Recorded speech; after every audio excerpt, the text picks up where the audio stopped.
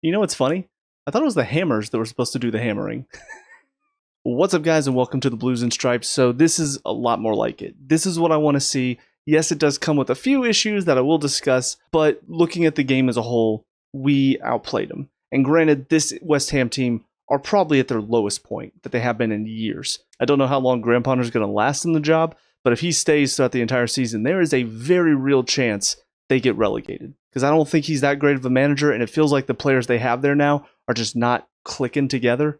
And it feels like this team is just falling apart at the seams. I mean, ultimately, we stepped up and did our jobs, but the defending for all of our goals was pretty atrocious, to be perfectly honest. And especially getting thumped 3-0 by a newly promoted side last week, you would think there would be some sort of reaction. But really, they just came out flying in the first 10 minutes and then completely fell off.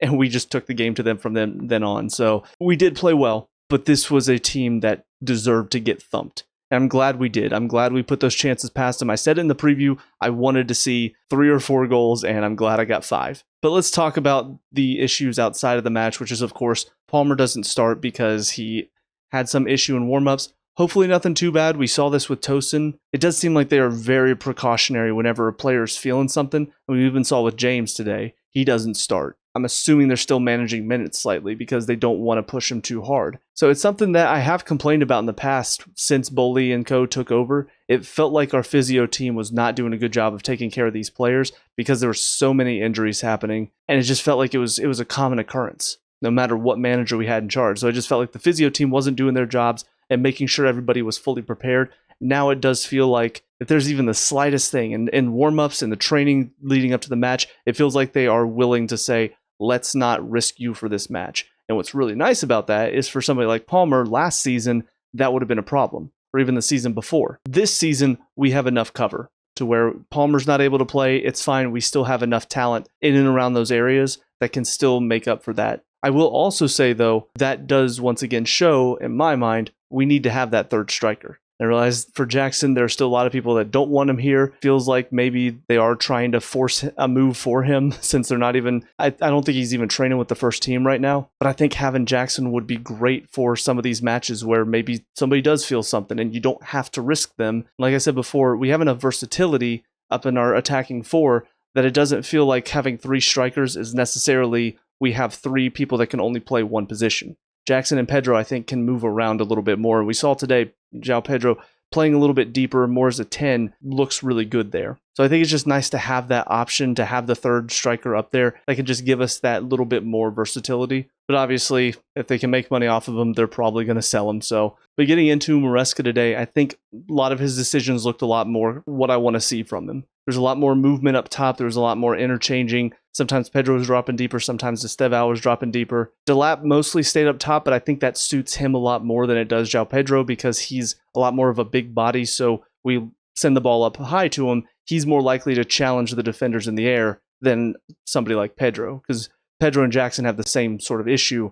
In the air, they can put in a challenge, but it's not going to be that effective. Somebody like Delap puts in a challenge, it's a lot more effective. And we saw that today for, I think it was the 3rd goal, when he challenges the defender, and I think he chests it down to Estevao, who makes the run in behind. But that's what having those options up there really helps with. And I'm glad Maresca today utilized that. I think even his subs, too, it was a good chance to give Fofana some minutes to see where is he, although apparently he deleted a lot of stuff about Chelsea off of his social media. So a lot of speculation about whether he's staying or not. Like I've said before, don't really trust him going forward because of the injuries and because of the performances from last season. But just good to get some minutes and see where his legs are, as well as Hato, because Hato is not going to be taking Cucurella's spot that often.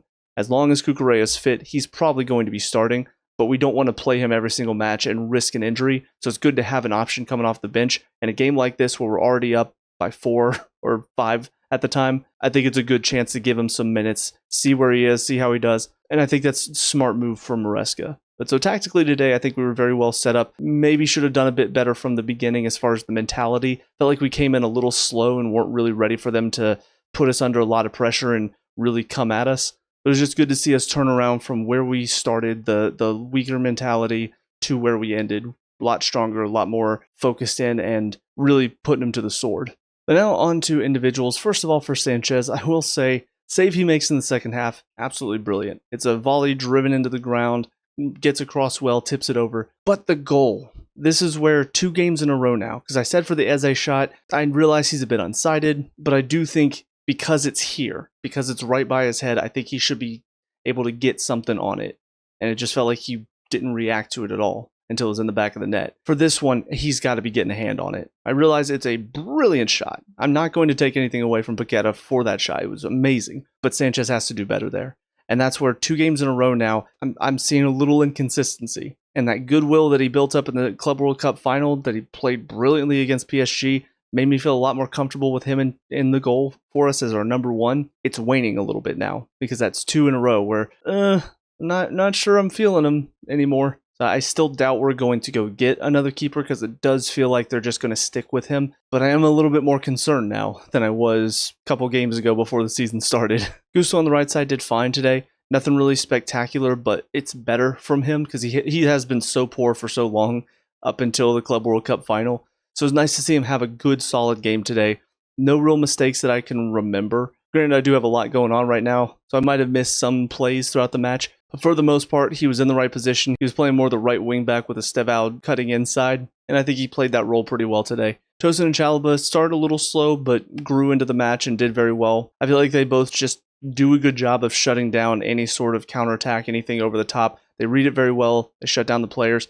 It's very comfortable whenever they're in. And Cucurella, of course, does his job. No real issues from him. And also, I think, got an assist for the first one. So all in all, good day for him. Caicedo dominated the midfield again, and he did have help from Fernandes today. So that was nice to see the two of them working together a bit better in tandem. They also both get goals, which was very rare, I feel. I mean, it's already rare for Caicedo to get a goal, but I feel like Fernandes, he does score every so often. So to have both of those happen in the same game, it's got to be first time that's happened, right? I wonder if anybody could look that up and find out if this is the first time they both scored in a game. But they both did do a good job of controlling that midfield a lot better than they did against Palace. I think Fernandes did a lot better job today of getting on the ball. He did have one shot that he should have done a lot better on because it's right to him. He's just got to put it on target, and he ends up skying it again. Still do think the finishing may need a little bit of work, but I was happy with both of their performances today. Neto on the left side, it's not his usual spot, but I think he did well over there, especially going up against Wan-Bissaka. I don't rate him very highly as a defender, but he is typically pretty good about shutting down the wings, especially whenever wings try to go past him. I thought Neto gave him a tough time today. Most of our best attacks did come from the right side, but there were still some moments where Neto did look pretty dangerous coming in from the left, going down the left side, and it was not an easy game for Wan-Bissaka, and I'll give credit to Neto for that. He also did well to finish his chance. Granted, Wan-Bissaka was completely unaware that he was behind him, but it still did well to finish it and to be there, and a great cross from Joao Pedro. But on to Joao Pedro, I thought he played very well today. And this is what I think we were missing out of him in that Palace match. He likes to drop in. He likes to get on the ball. He doesn't like to just stand up there and be in between the two defenders. This is what we need to see more from him. Even when he's up top, I think you can have him drop in because typically players will run past him, whether it's one of the wings cutting inside or whether it's Palmer getting in behind him. So this is a lot more what Joao Pedro can do, and he's very effective.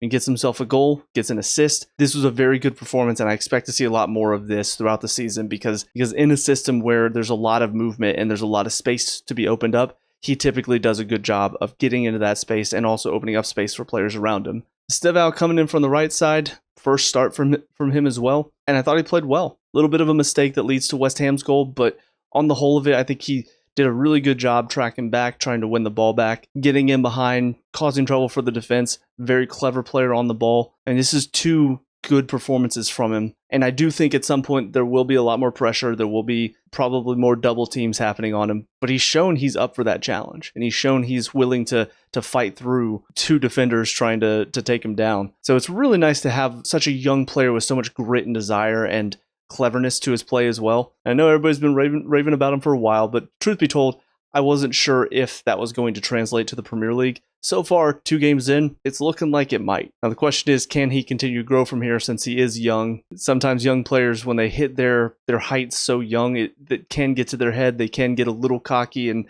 start to not train as hard and not push themselves as hard. And so the high ceiling that looks like they have suddenly starts dropping bit by bit. So I'm hoping that doesn't happen with him because I'd love to see him grow even more than what we're seeing right now, because then he could be probably one of the world's best. And then Delap up top didn't really have a whole lot today. He did do well to set up the third goal, dropping the ball off for Estevao to get him behind. But for the most part, he was just kind of up there for a body. There was one moment, maybe could have done a bit better because he's on the ball. He's got a lot of space to run into, and the pass in behind to Neto was not very well weighted. So it ends up going a little too far. So his interchange could be a little bit better, but I think for the most part, he did what we needed him to do today. He was a bully against those defenders. He did win the ball out of the air a couple times. And I don't think he's the finished article, so I think it's going to take some time to see the best of him. But I think from what we saw today, this is a good striker to have if you've got enough talent in behind him to work off of what he does, the trouble he can create in the box. But on to the subs really quick, because most of them just came on when the game was basically done. First of all, Santos comes on for Delap, pushes Pedro up top, and he kind of played at the 10, which was interesting to see. But he did well. You got up and down in the midfield pretty well. I'm excited to see more of him because he does look like he's really accustomed to this position, and he's got a lot of energy as well. So I think he's going to be just about as effective, if not a little bit more effective than Fernandez in there, as long as his finishing touch can improve, because, again, I'm still thinking about that finish from the first match. We had a lot of changes in defense, and I will say that didn't help. James coming on for Gusto, Fofana on for Chalobah, Hato on for Cucurella. Those changes did allow West Ham to get a little bit more of a firm footing up front, because you could tell there was a bit of a disorganization when those players came on. But I think ultimately they all did fine. Fofana, I'm still unsure of. From the little bit that I saw today, there were a couple moments when he was a little bit slow to react to something, but he still did have some good challenges. He still did have some good moments on the ball too. And I know that's one thing he's very good at that fits Maresca's system, is on the ball. He moves it really well, but the defensive side of his game I still think is a little suspect. From what I saw last season and the little bit I saw today, there are just moments when he's not fully aware of what's going on around him, and that's a problem whenever you've got so many players in the Premier League that like to crash the box. I won't judge him too harshly on today since it's his first game back in a while, but if he is going to stay, if he is going to continue to get some minutes, I'm hoping he can improve there, because I'm a little worried about him at the moment. But James and Hato, I think, came on and did their jobs well. Hato has a lot of energy, kind of reminds me of Cucurella a little bit in how hard he works to track players down. He's very relentless in his running. I think that's good to have in a fullback, especially because our fullbacks do tend sometimes to invert or get down the line. It's good to have somebody that's able to push himself that much and run as much as he does.